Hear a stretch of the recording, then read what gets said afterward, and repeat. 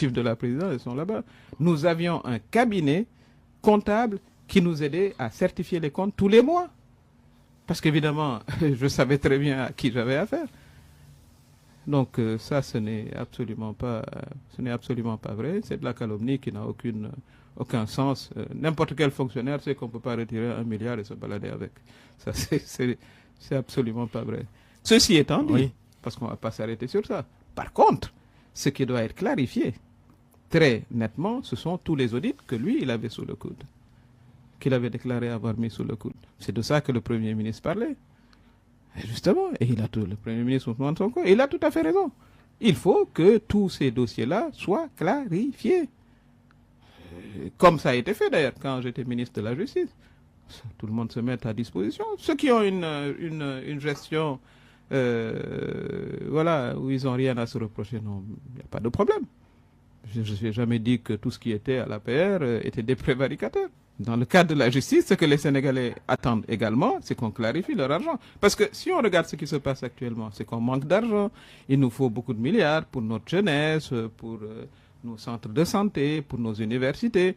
Et si on vous dit dans certains audits que certains, bon, on ne sait pas où sont passés des centaines de milliards, ben, c'est le moment de les ramener et de les mettre justement dans les secteurs où on en a besoin. Voilà la question. Donc je suis à 100% moi pour la reddition des comptes, plus que jamais. Moi, je me suis prêté à cette reddition des comptes. Vous savez, j'étais tête de liste aux législatives pendant qu'on m'auditait au Conseil économique. Ça ne me dérangeait pas du tout. Chaque année, pendant les 24 ans que j'ai fait au système des Nations Unies, chaque fois que je gérais un budget, j'étais audité. Donc, il n'y a pas de problème. Aminata Touré, donc membre de la coalition Diomaye Président, dont vous avez supervisé la campagne électorale lors de la dernière présidentielle. Quelle est aujourd'hui votre place dans cette coalition J'y suis toujours. Nous sommes arrivés au pouvoir, nous avons gagné. Donc, je soutiens la coalition, je soutiens le gouvernement. Et voilà, on ne fait que commencer d'ailleurs. Il y a des gens qui sont nommés, qui ont besoin d'être soutenus, qui ont besoin de faire des résultats avec notre appui. Et puis la vie va continuer au fond. Et puis on verra. Voilà. Diomaye Président, cette coalition qui a porté la candidature de Bassirou Diomaye Faye depuis votre victoire, pas d'animation politique. Oui, mais on récupère, je crois aussi. C'était des mois très très difficiles, une campagne très très difficile. Et puis bon, les Sénégalais sont un peu fatigués aussi de politique. Quelque part, ce qu'ils attendent, c'est des actions concrètes du gouvernement, comme elles sont en train d'être prises. Parce qu'avant de vous engager dans une baisse des prix, il y a beaucoup de concertation, beaucoup de réflexion. Engager déjà tout le dialogue sur la justice, sur l'économie. Les jeunes vont suivre, parce que ça, c'est la grande priorité de ce quinquennat. Voilà un peu les tâches essentielles. Et la coalition, qui dispose aussi de cadres, ça aussi il faut le savoir, participe à la réflexion, etc. La politique, c'est pas seulement faire des meetings, etc. C'est également de la réflexion, c'est également de la contribution à l'action du gouvernement. Et voilà, les membres de la coalition s'y attellent. Vous, ancienne première ministre, vous auriez donné quel conseil à Ousmane Sonko que certains accusent de faire du dépassement de fonction, dépasser les lignes, les bornes de chef de gouvernement? Oui, mais le Premier ministre, il a son style. Tout le monde le connaît comme politicien, voilà, énergique, etc. Et puis bon, je lui conseille de garder toute cette énergie et de s'attaquer voilà, aux problèmes qui sont là. Mais son style est son style à lui, tout comme vous avez le vôtre et j'ai le mien. La question aujourd'hui, c'est l'emploi, c'est la baisse des prix. Je pense qu'il s'y est attelé, puisqu'on a une baisse des prix qu'il faut saluer. Je trouve qu'on n'a pas suffisamment salué d'ailleurs cela, parce que c'est pas évident dans ce contexte où tout ce que nous consommons est importé, de pouvoir agir sur les prix. Mais ça a été quand même fait. Alors je pense que pour continuer, ça entrera en vigueur demain lundi. Oui. On va surveiller. Mais c'est un travail permanent. L'application sur le terrain. C'est un travail permanent. L'État sénégalais n'a pas assez de moyens de contrôle sur le marché. Mais il va falloir, justement, vous me parlez de conseils à donner, c'est ça, c'est mettre en place aussi un système de suivi des décisions, parce que souvent les décisions, on peut les prendre, mais il faut vraiment les suivre au jour le jour pour qu'elles soient efficaces. Voilà, et puis aller à la rencontre des populations sur le terrain. Bientôt, on va voir l'hivernage avec son lot de difficultés comme les inondations, etc. Donc, cette énergie-là, il va s'en servir pour être sur le terrain. Ben, lui est le président, d'ailleurs, président de la République également. Donc, je considère que justement, leur âge va être un atout. Est-ce qu'on a vraiment besoin d'énergie pour prendre à bras le corps les nombreux problèmes pour lesquels les Sénégalais ont élu le président Diomaye Faye.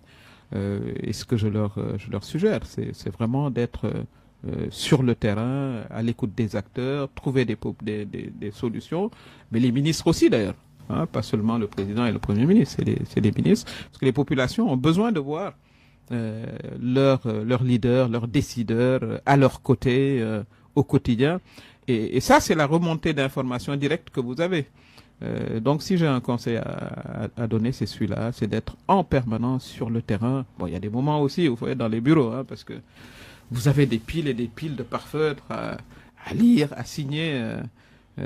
Voilà, et je lui souhaite une bonne santé, parce que le poste de Premier ministre et de Président, ce sont des postes qui demandent extrêmement, beaucoup d'énergie physique et mentale. Donc ça également, il faut qu'il sache se préserver dans une certaine mesure pour y arriver. Mais encore une fois, il faut également que les Sénégalais s'y mettent. Et ça, c'est peut-être la tâche également du gouvernement, c'est de susciter la participation populaire aux actions. Il y a eu le 7-Settle, cette journée d'investissement pour la propreté, mais il faut le faire dans tous les secteurs. Moi, je pense qu'il faut vraiment de la participation populaire, évidemment à la tête qu'on voit ceux qui dirigent, les leaders, les DG, les maires, etc. Je crois que c'est comme ça qu'on va y arriver. Il y aura aussi de la politique. Oui. Vous aurez en face vos adversaires. Amadou Ba. Battu. Et sa première sortie en tant que candidat malheureux à la présidentielle de mars dernier, dans une lettre adressée aux Sénégalais vendredi, il évoque ses nouvelles responsabilités d'opposant. Il annonce en filigrane qu'il va créer un parti politique. On va voir ce que ce sera. Qu'en pensez-vous, Amadou Ba, de sa sortie? Oui, bon, je pense qu'il a pensé ses blessures de la campagne, parce que le pauvre, il n'a pas eu le soutien de celui qu'il avait désigné, Macky Sall en l'occurrence. Le parti était divisé, etc. Mais bref, bon, ça c'est sa décision. Mais ce qui m'a un peu surpris dans cette lettre, je l'ai pas entendu démissionner de l'APR. Je pensais que ça aurait été la première décision. Mais enfin bon, ça c'est sa décision à lui. On attend de voir. Opposition républicaine, il le précise, c'est important ça aussi. C'est tant mieux, tant mieux. Une opposition. Comparaison avec Pastef, par exemple, coalition Diomaye Faye que vous avez soutenue. Oui, mais Macky Sall ne nous offrait pas le choix. Il ne nous laissait absolument pas le choix. Quand 12 heures de temps avant le début de la campagne, vous décidez de reporter l'élection, tout ce qu'il nous restait à faire, c'était de sortir et de manifester. Voilà, ça va dans les deux sens. Quand l'État ne vous offre aucune possibilité d'une action, encore que ce qu'on faisait, c'était tout à fait républicain, puisque la Constitution nous permettait d'organiser des marches, qu'il a fini d'ailleurs par autoriser. Voilà, donc on espère que plus jamais ça. On espère que ce qu'on a vécu, les derniers mois qu'on a vécu, que le Sénégal ne revivra plus jamais ça, et qu'on sera dans une dynamique de respect des lois, de respect des opposants qui respectent également les gouvernants, d'une presse également qui fait son travail d'information sans s'y dans les questions politiques, traiter des questions politiques, mais sans être partisan, etc., etc. Voilà ce que les Sénégalais attendent, que notre démocratie, en somme, passe à un autre niveau. Parce qu'on a frôlé la catastrophe aussi. Hein. C'est pour ça qu'il faut apprécier le moment dans lequel on est. Et moi, en tout cas, ce que je vois comme perspective, c'est il y a toujours des contradictions, il y a toujours des difficultés, mais qu'on puisse vraiment faire prévaloir, à mon avis, le dialogue, la sérénité, et que chacun paye ses impôts aussi. on ne pourra pas non plus éteindre toutes les voix critiques dans ce pays-là. Non, absolument Ça, pas. Ousmane Sonko ne le réussira pas. Mais attendez, arrêtons-nous sur ça. Je pense que, personnellement, quelqu'un comme moi, j'ai toujours dit, même quand j'étais avec Macky Sall, pendant des années, qu'une démocratie a besoin d'opposition. Ça, c'est la variété des opinions qui font la démocratie. Donc, je pense pas que ce soit ça qui soit à l'ordre du jour quand on parle. Mais c'est l'occasion également, Monsieur Fall, pour revoir un peu de quel type de discours on veut sur la place publique.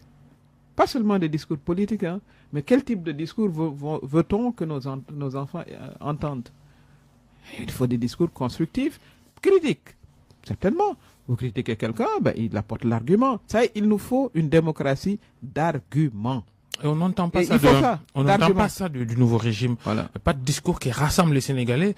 On est toujours dans les speeches qui divisent le pays.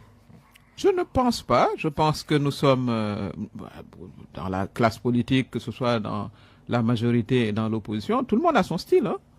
Il faut reconnaître à chacun son style politique. Puis un style efficace, parce que Macky Sall, pour le faire partir, c'était pas avec des discours qu'il fallait le faire partir. Donc l'énergie qu'il y avait dans l'action, elle était nécessaire. On est à une autre phase maintenant.